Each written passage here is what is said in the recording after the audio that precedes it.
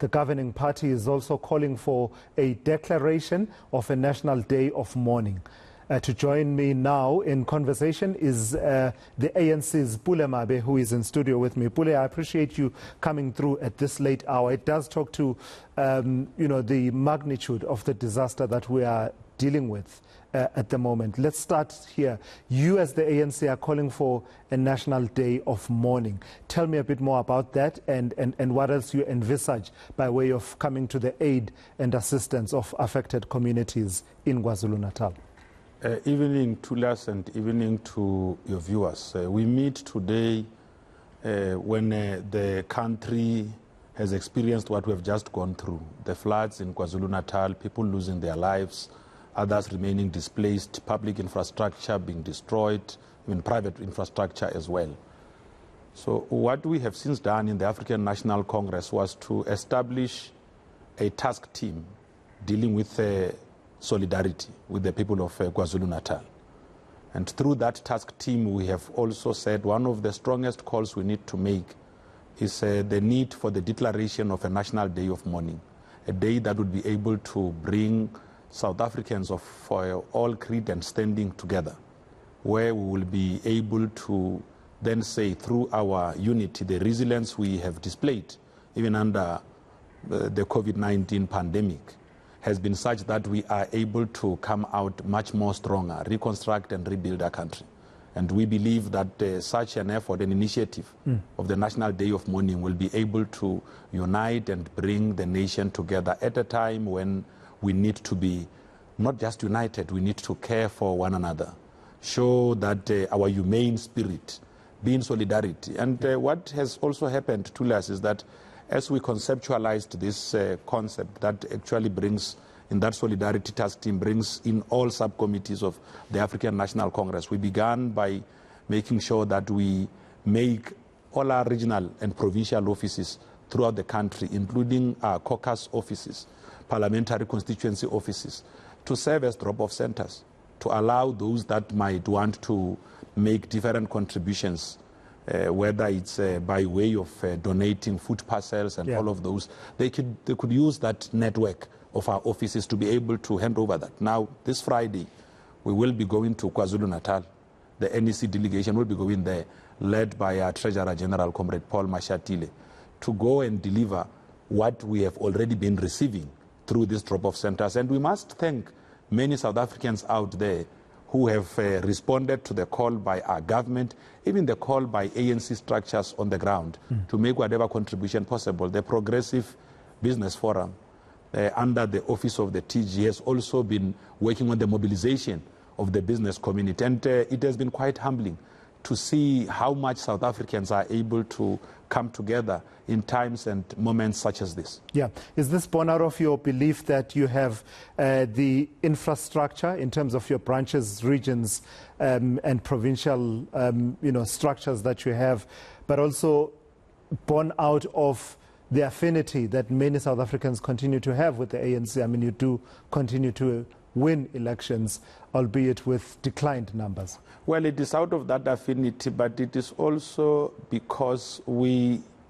have always understood ourselves to be the leader of society, not only during moments of elections, because what the ANC stands for in this country is beyond electioneering.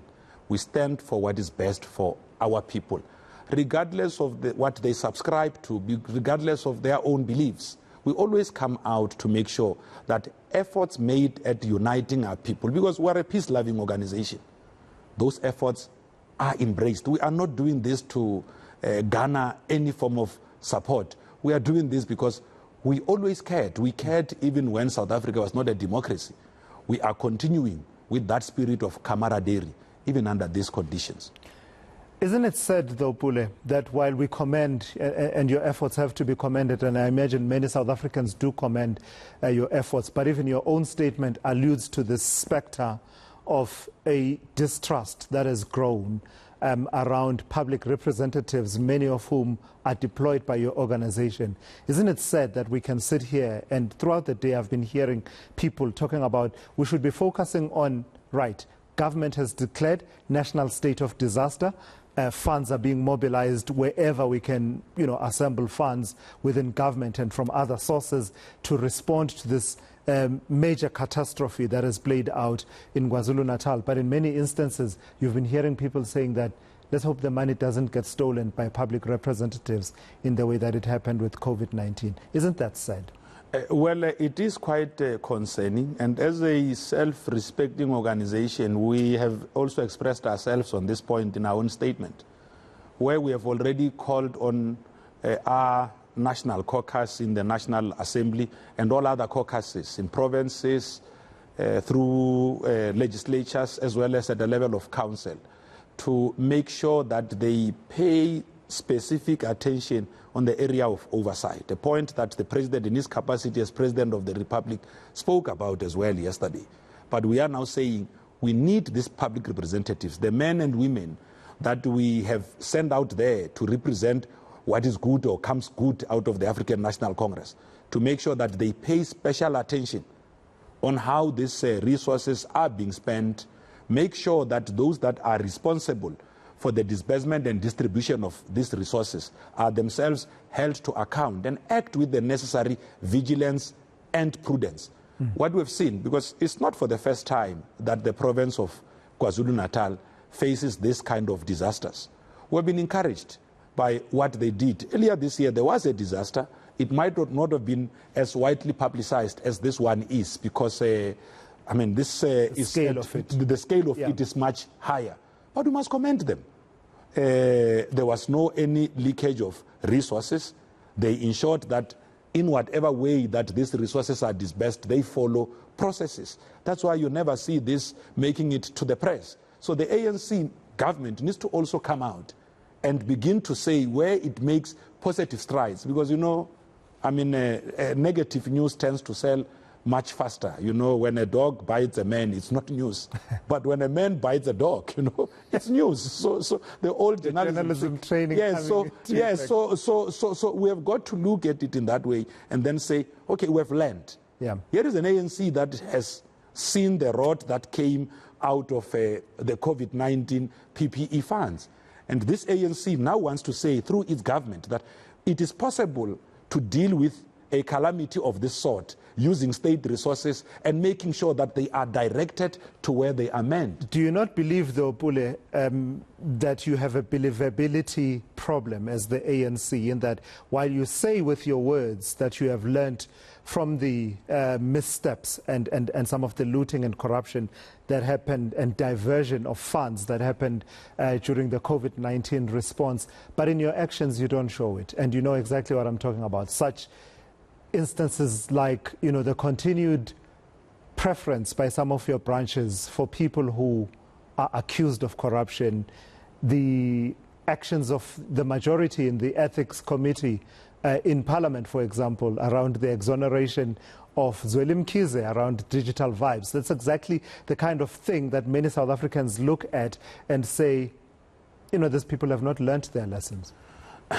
Well, it would be a bit unfair to really put it out there like that. To lesson, of course, you are really saying this out of what is out there. The African National Congress, through its structures, even at the national level, does reflect on this. In our last National Working Committee, we did reflect on the outcomes of regional and provincial conferences that have set, specifically the Provincial Conference of Mpumalanga and the Regional Conference of eThekwini. We have said that we've put out there step-aside guidelines as part of the restoration of the credibility, integrity, and standing of the African National Congress. And part of the conditionalities is that those that are criminally charged would be asked to step aside. Of course, they remain members of the African National Congress. So it is matters that the ANC would have to then clarify in terms of what privileges does a member who has stepped aside still continue to enjoy. I must also not hesitate to mention that so that we do not set out different rules for ANC cadres. When you are charged, it is not, doesn't mean that you are guilty. People get charged and later on get to be cleared or exonerated. Now, people who are charged and allow themselves to participate in processes that go on in an open court really positions those people to be law-abiding. Now, we can only really make a firmer position on them when a verdict has been pronounced on their fate. But when people are charged, and because they happen to be leaders in the African National Congress, and then we then changed and say, oh, okay, actually just by being charged, just the smelling of you being charged makes your character or standing questionable. What it does is that it then removes what is written in the Constitution. I mean, the Bill of Rights really enshrines what are the rights that are expected to be enjoyed by every South African, including being, innocent until being proven otherwise. Presumed by a court, of course. Yes, until being presumed by a court of law. So I would say that we allow the ANC the space to reflect on this and to us, and to the benefits of South Africans out there who could be having their own doubts, that this June we will have our own.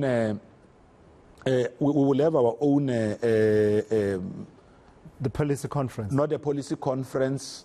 I'm trying to find the word, but we will have our own workshop of sort. Yeah. As the national, our own retreat, that's the word I was looking for. We'll have a retreat of the National Executive Committee. And we said, in this retreat, we need to honestly reflect on the character of the organization today. Yeah. We need to then say, what are the things that are undermining public confidence on how the ANC conduct or its leaders conduct themselves out there in the public? And what is our program to make sure that we could be able to build and consolidate a relationship with the people we lead? Sure. Only an organization that acknowledges that there are certain things that are not going right takes such steps to be able to self-introspect. And out of that introspection, come out and say, we have been able to go on a retreat for these 3 days as the National Executive Committee of the ANC, and a program that we believe can further contribute or boost our renewal efforts is the following. Right. The fact that we have said someone as senior as Kgalema should come in, as Comrade Kgalema Motlanthe should come in and develop a framework that begin to guide how our branches must go about selecting who must become their leaders at the 55th National Conference is on its own a commitment on our part to drive renewal that could be seen by everyone. All right, Pule, I've got to thank you for your time. Of course, you did come through to talk to us about the party's response to the situation in KwaZulu-Natal. But of course, these conversations always present an opportunity to tease out some of the long, outstanding and ongoing matters around the ANC and its renewal program.